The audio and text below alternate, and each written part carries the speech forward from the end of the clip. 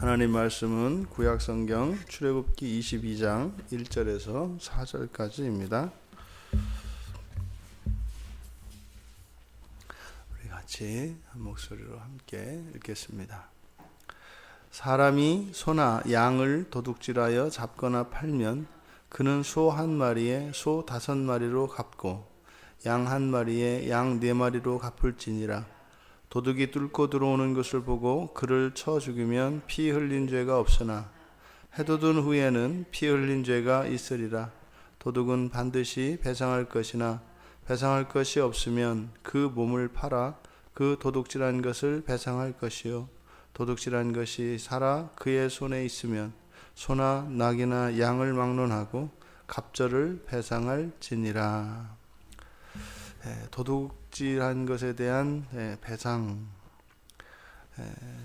소는 5배로 양은 4배로 이렇게 배상하는 것은 도둑질에는 그 가치에 따라 훔친 그 내용물에 따라 죄의 경중이 다르다는 것을 가르쳐 줍니다. 죄라고 해서 모든 죄가 동일한 것이 아니고 그 죄가 경한 것이 있고 가벼운 것이 있고 더 무거운 것이 있다는 것을 가르쳐 줍니다. 그러니까 죄를 범하지 말아야죠. 죄를 범하지 말아야 하지만 죄를 범하지 않더라도 죄를 범하더라도 최대한 작은 죄를 져야죠. 죄를 짓더라도 말이죠. 그래서 우리들이 한번 범죄를 하게 되면 죄에 대해서 감각이 무감각해지고 감각이 둔해지고 또 이제 죄 짓는 것을 그렇게 어렵지 않게 생각을 합니다만 죄가 또 쌓이면 쌓일수록 죄는 커지죠.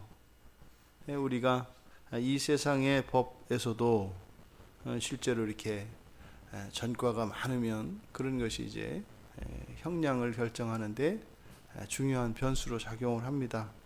더더군다나 우리가 하나님 법정에 선다고 하는 사실, 이것을 잊지 말아야 합니다. 그리고 이 도둑을 얼마나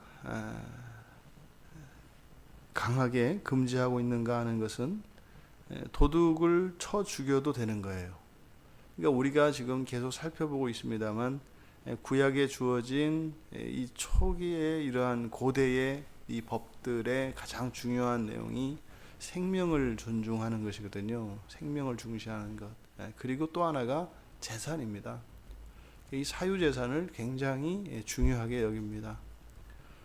도둑이 이제 밤에 2절에 뚫고 들어간다라고 하는 것은 때는 이제 밤을 어두운 때 밤을 이야기하는 것이고, 이때 당시에 이들의 이제 주거 형태는 장막, 천막이기 때문에 천막을 찢고 들어오는 것을 말하죠. 천막을 찢고 야밤에 들어온 경우에 그때는 쳐 죽여도 피 흘린 죄가 없다. 이것은 밤 시간이고 또 집 안에는 가족들이 있기 때문에 가족들의 안전을 위해서 적극적으로 이렇게 방어할 수 있는 그런 권리가 주어져 있습니다. 그러니까요, 이렇게 도둑이 밤에 장막을 찢고 도둑질하러 들어갔을 경우에는 죽여도 그것이 죄가 되지 않게 함으로써 절대적으로 그런 일을 하지 않도록 이렇게 강한 법률을 정한 것입니다. 그런데 해가 돋은 후에 이제 밝은 때죠. 밝은 때 도둑이 들어왔을 경우에는 이제는 실제로 주변의 사람들도 왕래할 것이고 또 그 얼굴을 식별할 수 있기 때문에 거기서 이렇게 쳐 죽이지 않는다 할지라도 잡을 수가 있고, 그래서 이때 죽이게 되면 이제 살인은 죄가 됩니다. 그러니까 야밤에 들어왔을 때 죽이는 것은 사실은 그 안에 있는 가족들의 생명을 보호하기 위한 것이고, 밝은 후에 도둑이 들어왔을 경우에는 사실상 도둑이 사람을 죽이는 것은 그렇게 쉽지 않은 일이니까. 그래서 도둑의 생명을 보호합니다. 하지만 이제 도둑이 이제 훔쳐서 이제 앞의 경우에는 도둑질해서 그것을 가져다가 팔거나 잡은 경우에 속하고, 이제 뒤에는 4절에는 아직 그러니까 팔거나 잡지 않은 상태, 그 상태인 경우에는 2배로 배상하도록 되어 있습니다. 그러니까 도둑의 배상 금액이 적게는 2배에서 많게는 4배에서 이제 5배까지 배상을 해야 되는 거죠. 그런데 왜 도둑질해서 그것을 소나 양을 잡거나 팔면 5배, 4배가 되고 그것을 가지고 있으면 왜 2배가 될까? 그러니까 도둑질한 것에 대해서 이렇게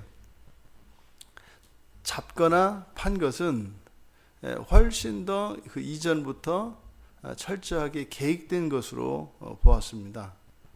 그러니까 우연히 들어간 도둑질이 아니라 그것을 가져다가 벌써 어떻게 할 계획까지 세우고 미리 사전에 모의한 것이기 때문에 그 죄가 훨씬 더 무겁다는 것입니다.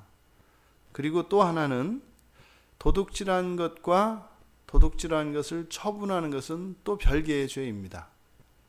훔친 것과 훔친 남의 재산을 가지고 자기가 임의대로 처분하는 것, 이것은 또 다른 죄이기 때문입니다. 그러니까 이렇게 살펴보면 도둑질이라고 하는 것은 얼마나 어리석은 일인가 하는 것을 알 수 있습니다. 야밤에 도둑질을 하다가는 잘못하면 죽을 수도 있고, 또 도둑질 했다가 붙잡히면 최소한 2배를 물어야 된다고요.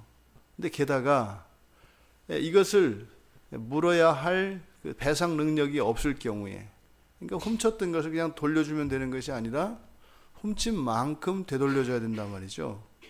그러면 그것을 몸을 팔아서, 다시 말해 이제 종이 되는 겁니다. 그러니까 도둑질 하다 걸리면 이게 종이 되는 거예요.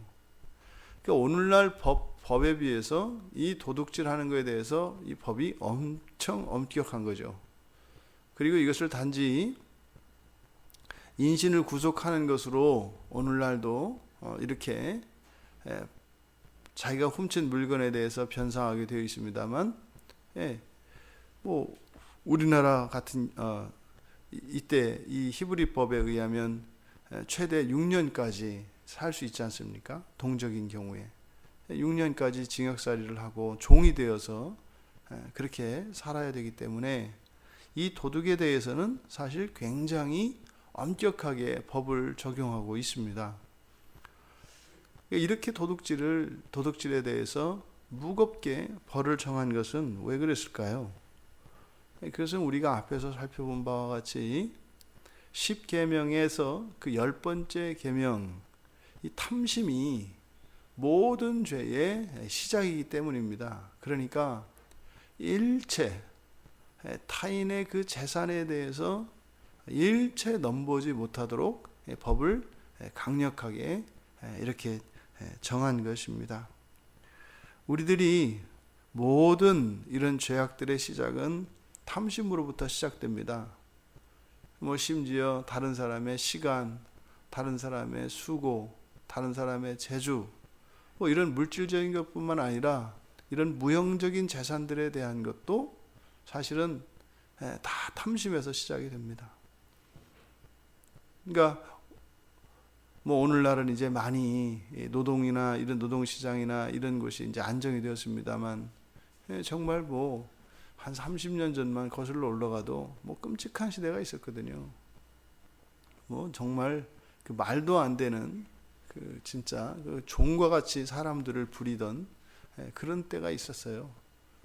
사실 뭐 이 나라의 큰 기업들이다 그러면 정말 과거에 그런 정말 어마어마한 노동자들의 그 임금을 사실은 착취하고 그렇게 하지 않았던 기업이 없죠. 왜? 다 일당이 뭐 그랬으니까요.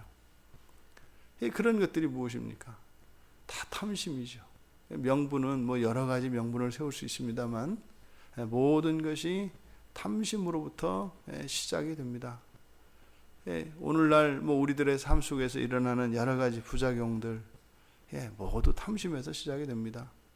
그래서 이 도둑질에 대해서 이렇게 강력한 처벌 규정을 두어서 일체 이런 탐심이 일어나지 않도록 하려고 하는 것이죠. 그런데요, 벌은 죄를 막지 못합니다. 왜냐하면 죄를 짓고 나면 자신이 한 일이 얼마나 어리석은지를 나중에 깨닫기 때문입니다. 그 즉시 깨달아지지 않습니다. 그러니까 안 하려고 했지만 안 할 수 없어서 하고 나니까 하면 안 되는데 한 거예요. 우리 안에서 일어나는 탐심이라고 하는 것은 그렇게 뭐 어마어마한 벌을 준다 그래서 뭐 심한 경우 뭐 이렇게 사람을 죽일 수도 있지 않습니까? 그런 일이 일어나지 말아야 되는데 일어난다고요. 그러니까 우리 마음속에 있는 이 탐심을 없애는 것은요, 우리의 본성의 변화가 아니고서는 불가능합니다. 근데 이 탐심이 없어지려면 어떻게 해야 되겠습니까? 이것은 너와 나, 그래서 타인을 남으로 생각하지 않고 너와 나를 동일시하고 우리라고 하는 그 사랑의 공동체에 대한 그런 인식이 있지 않고서는 탐심이 사라지지 않습니다. 탐심을 가지지 않을 수 있는 것은 사랑입니다. 사랑하는 사람의 것은 오히려 탐심이 아니라 더 내어주려고 하죠. 그러니 지금 이때 당시에는 이렇게 강력한 처벌 규정을 통해서 도둑질을 금지하는 이 법을 통해 궁극적으로는 사람의 탐심을 억제하려고 하였습니다만 이것은 법으로 되지 않습니다. 오직 사랑의 법으로만 이 사람의 탐심을 없앨 수가 있는 것이죠. 우리들의 마음속에 이런저런 탐심들이 있습니다. 그것은 사실 사랑이 없는 빈 자리에 생겨나는 독초 같은 것이죠.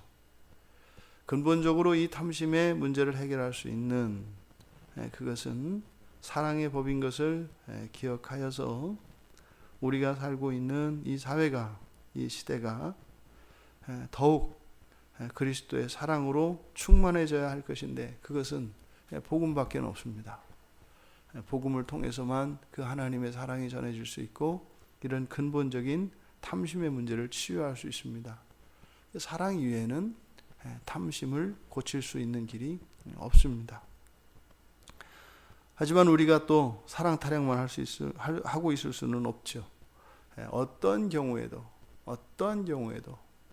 타인의 그 무엇을 도둑질해서는 안 된다라고 하는 그것이 오늘날 뭐 현행법에 의해서 적발이 되거나 그렇지 않는다 할지라도 구약에 있는 이 법규들은 하나님께서 그 시대에 주신 법이기는 합니다만 도둑질에 대해서 절대적으로 금하고 있는 이것은 오늘날 우리의 삶 속에서도 적용이 됩니다. 어떤 일이 있어도 우리는 다른 이의 무엇을 도둑질하는 일이 없어야 할 것입니다. 오늘 하루도 우리가 살아가면서 우리와 함께 살아가는 공동체의 사람들, 다른 이들에게 피해를 끼치지 않고 다른 이들의 그 무엇을 우리가 그렇게 도둑질하는 것 같은 그런 일들이 없을 것입니다.